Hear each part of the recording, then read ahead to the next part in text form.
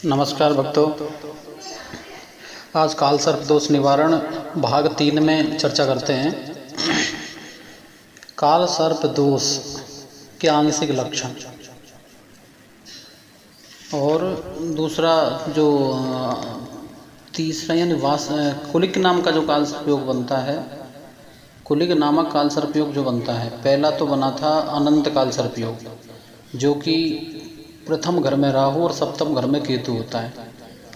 अब द्वितीय घर में राहु होता है, अष्टम घर में केतु होता है, और उनके बीच में अगर सारे ग्रह आ जाते हैं तब जाकर के कुलिक नामक काल सर्प योग बनता है। काल सर्प योग मनुष्य के भाग्य को मंदा करता है। अधिक प्रयत्न करने पर भी असफलता ही मिलती है। अपनी मेहनत का पूर्ण परिणाम भी नहीं मिल पाता। नौकरी में पदोन्नति नहीं हो पाती, जबकि उसके अधीनस्थ व्यक्तियों को उन्नति हो जाती है। व्यवसाय में बार बार हानि उठानी पड़ती है, अथवा बार बार व्यवसाय और कार्य बदलते रहते हैं। मित्रों और रिश्तेदारों से भी उठा जाता है, बार बार धोखा उसको मिलता है, अकारण कलंकित होना पड़ता है, वृथा मुकदमेबाजी झेलनी पड़ती है। संतान या तो उन्नति नहीं कर पाती या विद्या अधूरी रहती है। संतान हेतु व्यवसाय में लगाया हुआ धन नष्ट हो जाता है। यदि संतान सुशिक्षित हो तो उसके लिए अच्छे वर और वधू हिरना मुश्किल हो जाता है। लगन और सप्तम भाव में जो काल सर्प योग होते हैं ना, तो वो तो स्त्री पक्ष को कमज़ोर करते हैं, और ये बनता है कुलिक काल सर्प योग धन भाव में। तो इससे आर्थिक रूप से समस्याएं पैदा होती रहती हैं।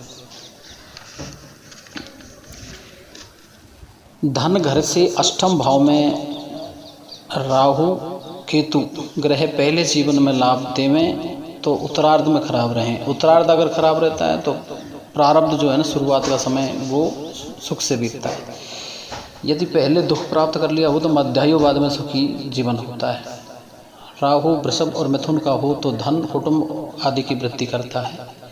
गड़ा धन, सट्टा, लॉटरी से भी अचानक लाभ मिलता रहता है। अगर इस योग में मिथुन का और वृषभ राशि का अगर राहु हो तो इन चीज़ों में, जैसे सट्टा है, लॉटरी है, अचानक जो धन जो मिलते हैं ना, उसमें लाभ दिलाता है। कुलिक नामक काल सर्प योग दूसरे भाव में राहु हो, केतु अष्टम भाव में हो, से 7 ग्रह उनके मध्य में हो तो कुलिक नामक काल सर्प योग बनता है। यह जातक धन की तंगी अधिकतर महसूस करेगा। धन के लिए कठिन संघर्ष, मेहनत उसको करनी पड़ेगी। ऐसा व्यक्ति रिश्तेदारों से भी धन का लेन देन नहीं करें, अन्यथा रिश्ते जो हैं वो खराब हो सकते हैं और उनसे संबंध भी वो खराब कर लेगा। स्वास्थ्य भी ऐसे व्यक्ति का जल्दी ही खराब हो जाता है। टोने टोटके का भी, प्रेत दोष का भी इन व्यक्तियों पर जल्दी ही असर हो जाता है। व्यापार में अधिक मेहनत करें तो भी नौकरी जितना धन प्राप्त होगा, न कि ज़्यादा। यदि दूसरे भाव में राहु और केतु हो तो उनके साथ सूर्य चंद्रमा मिल जाए तो स्त्री की आयु कम हो जाती है। और दूसरा भाव स्त्री घर से 8वां यानी पत्नी की आयु का प्रभाव है। पत्नी की आयु का घर है, उसमें ग्रहण योग स्त्री के लिए हानि होता है। कुटुंब चिंता, धन चिंता आदि देता है। तो शिव पूजा, विशेषकर से शिव पूजा, ओम नमो नागेंद्राय नमः शिवाय, इस मंत्र का जाप करें। बड़ों का सम्मान करें, बड़ों से आशीर्वाद लेवें, क्योंकि ये सर्प योग जो होते हैं ये केवल ऋण होते हैं पूर्व जन्म के। उस ऋणों के जो फल है ना, उसको अपन को भोगना पड़ता है। इसलिए प्रारब्ध में जो पाप कर्म किए हैं उनका दुख इस जन्म में आदमी को भोगना पड़ता है।